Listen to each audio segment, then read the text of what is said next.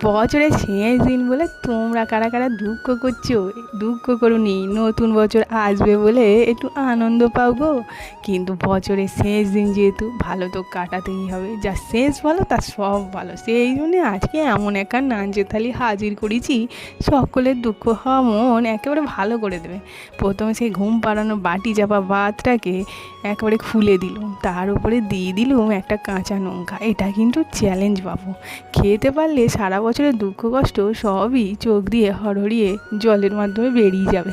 তারপর একটু স্যালাড ছিল, করলা আলু ভাজা, তিতো তো দিতেই হবে, টক তেতো অম্বলের কিছু বাদ রাখিনি, একটু মাছ ভাজা, আর সাথে ছিল কুমড়ো আলু পোস্ত। এই গরমে দুর্দান্ত লাগবে। আর এঁচোড় চিংড়ি, সাথে মাছের ঝাল সর্ষে দিয়ে, আর ছিল আমের টক। বলো তো, কিছুই বাকি রাখিনি। আজকের এই থালি দেখলে সারা বছর কেমন কেটেছে ভুলে যাবে না? বলো তো, নতুন বছরের